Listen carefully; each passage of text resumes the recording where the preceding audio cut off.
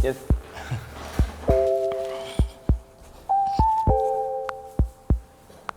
Hi.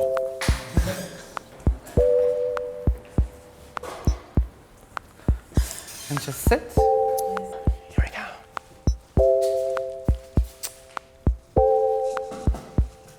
Work.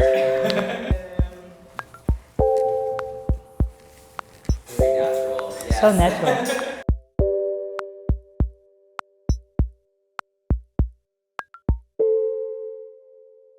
My name is Folami. I am from London in the UK. I was born in London and lived there all my life up until 6 years ago, I think now, when I came to live in the Netherlands. I am the first generation Black British child of Jamaican parents who came to the UK in the early 60s as part of, British colonialism. My pronouns are they, them. I am a non-binary person. So being here in the Netherlands, it's kind of interesting. I noticed that as an older person, someone who in my 40s, I'm in my mid-50s now, I noticed two kind of particular groupings, that there are queer people in the general queer scene here that's quite transient and made up of a lot of people like academics, people who are involved in university, usually at 20s, maybe 30s, and then there is a more older established LGBTQIA community. I won't use the word queer for that group because a lot of people in that age group don't find that word comfortable to use and find it offensive. There's a separation between the two groups. I don't feel comfortable fitting in either of them because I'm non-binary, and there is a tendency for people in my age group and older who haven't quite got their head around gender non-conforming and different trans identities. And I went to an event where there were lots of BIPOC, gay and lesbian people, and it was great to be around people in my own age group, but then there was no acknowledgement or mention of gender non-conforming and non-binary identities. And then I go to other kind of more, I guess, younger queer spaces, and I'm usually the oldest person there.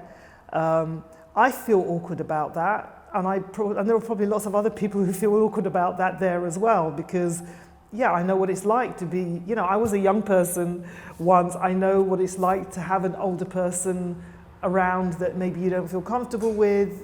I had experiences as a younger person of being stalked by older people, that whole predator idea. So I completely understand that it's not always a good mix in every situation. But I do believe that both of these groups really need to kind of have a look at what's going on and what is it about this separation that's good and healthy and necessary, and what is it about this separation that's just a reflection of the ageism and the youth focus tendency that we take on by capitalism. Because there's so much to be learned about intergenerational community. So one thing that I've been thinking about is, like, for every kind of baby queer that you support, or every 2 baby queers that you support, find an older queer person to just say hello to, or I don't know, reach out to in some way. Like, let's try and at least do that, even if it is just to find one on Instagram and like a couple of their posts. Is there anyone on your Instagram or your TikTok feed who is over 50? Because we exist, we're on there. We are on Instagram, despite what capitalism tells you. I don't have a Facebook account. I remember in my teens when I decided to just fully accept what the world was telling me I was, and I dived into what someone who I follow on Instagram called the cishet ghetto. And I decided to just live my life that way. I accepted what the world was telling me about who I was. And it was until maybe in my 40s I was kind of going on this journey of revisiting some of those feelings I had when I was very young. A close friend of mine confessed that she was bisexual, and I decided to explore those feelings for myself. And I realized, yes, I was. I had confirmation. And yeah, I was involved with a group of people, friends, where we had open, non-monogamous relationships. And these people were very openly talking about sexuality and gender identity, and the conversation around gender non-conforming came up, and trans identities, and this thing called non-binary, which I'd never heard before in my life. And it was like not only a light bulb going on, but like fireworks going off and marching bands and angels singing in my head. I felt the weight, the burden. Oh my God, I'm getting really emotional now. But yeah, I literally felt that burden, like, yeah, it just lifted out of my body. So, yeah, by this time I think I was in my mid-40s. I started to tell people closest to me that I was non-binary. I explored it a bit further and read up about being agender, and I realized, yeah, that's me. I'm agender. Yeah, you're digging into yourself and finding the courage to really live your authentic life, and then to experience all these losses that are going on around you, which in some cases may be necessary. Like in my case, I know that there are people in my life who are very close to me who, when I told them I was non-binary, basically just distanced themselves. Some were just started talking very transphobic things, and I realized that for my own safety I needed to keep my distance from them. I chose to leave my family and my home, but that was a decision for my mental health and for my life.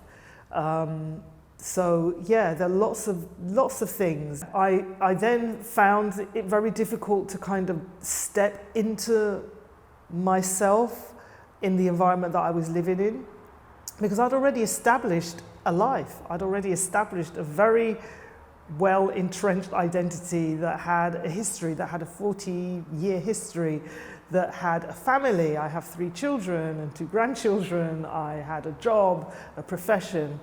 So I really felt like I needed to get out of London.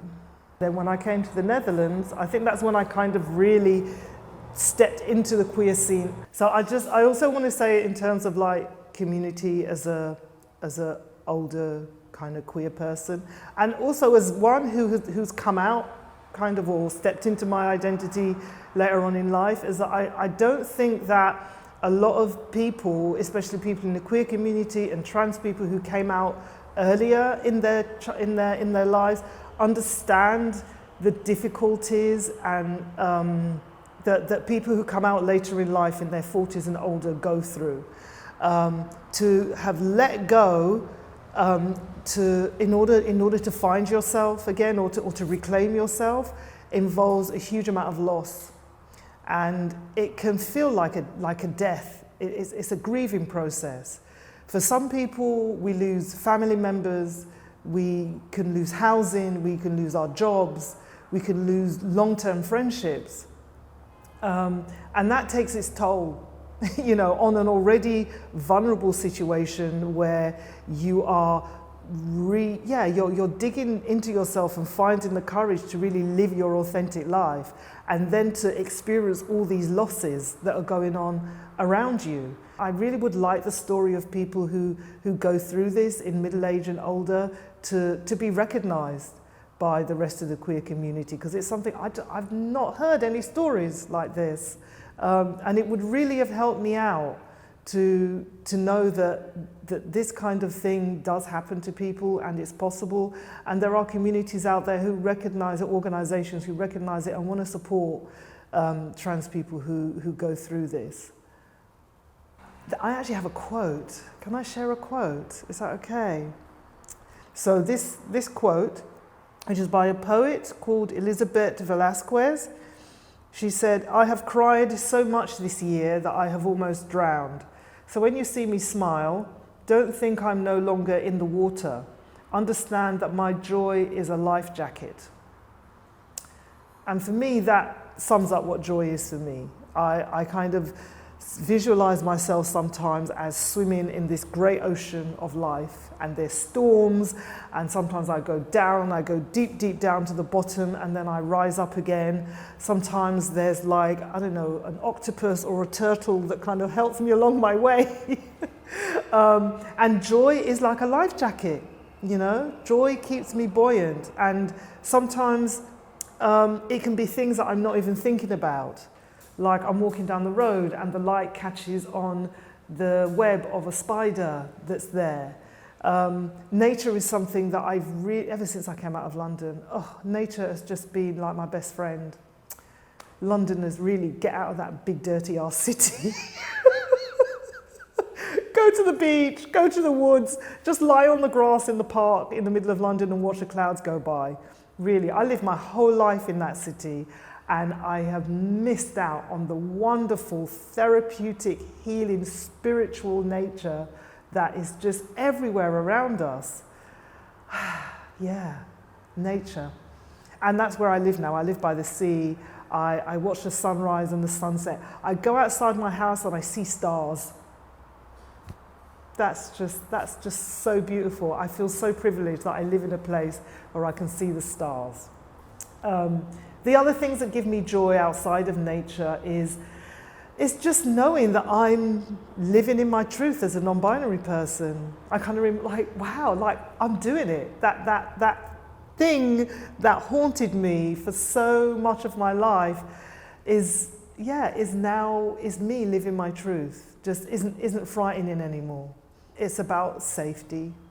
It's about existing in environments and in communities and in societies where it is safe for trans people to be and express themselves in the way that they choose to be, in the way that they are.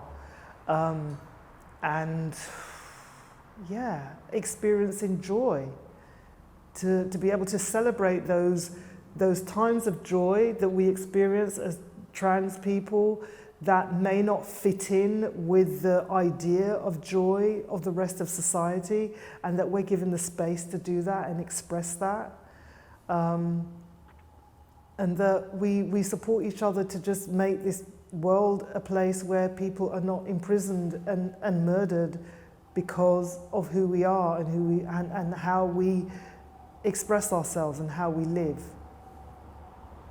Yeah.